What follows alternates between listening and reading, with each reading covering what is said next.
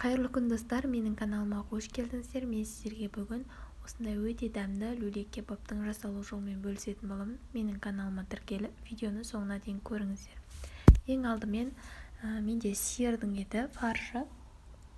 Сиырдың фаршының үстіне пияз және болгар бұрышы және де өздеріңіздің қалаған кинза петрушкаларыңызды қоссаңыздар болады. Мен петрушка қостым. Және де тұз, қара бұрыш, паприка және де шашликке арналған приправаны қосып, жақсылап араластырамыз. Үстіне сұйық май құямыз. Енді жақсылап қолмен араластыратын боламыз. 2-3 минуттай қолмен араластырамыз. Себебі арасындағы аулары кету үшін осылай ұрғыштап араластыратын боламыз. Содан соң кішкене су құйып алып, қолымызды суға батырып, осылай дөңгелекше етіп, формаға келтіріп, ағаш таяқшамызға тығып, формасын келтіретін боламыз. Формамызды кішірек қылудың қажеті жоқ, осындай үлкендеу болған әдемі болып көрінетін болады. Барлығын осылай жасап шығамыз. Осы кезде майымызды қыздырып қойсақ та болады. Енді дайын болған люлей кебаптарымызды қызып тұрған майға салып, екі беті қызарғанша қуырып алатын боламыз.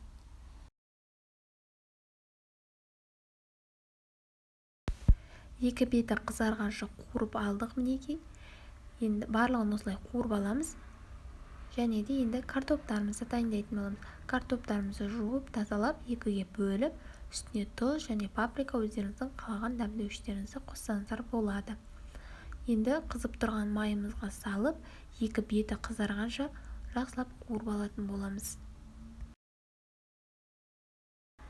Мінекей екі беті қызарып пісті қыздар. Енді аударып, үстіне бағанағы қуырылған люлей кебаптарымызды салатын боламыз.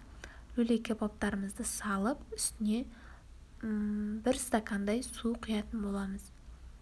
Суды құйып, бетін 35-40 минутқа жауып, баяу отта қалдыратын боламыз. Мінекей қыздар, люлей кебаптарымыз дайын. Үй жағдайында жасап көріңіздер. Өте дәмді, сулы болып шығады. Дәмі деген енді сөз жоқ қыздар. Жасап көріңіздер, үйшілеріңізді қуантыңыздар. Видеоны соңына дейін көргендеріңіз үшін алғыс айтамын. Сіздермен болған Гүлжан Әлмеш.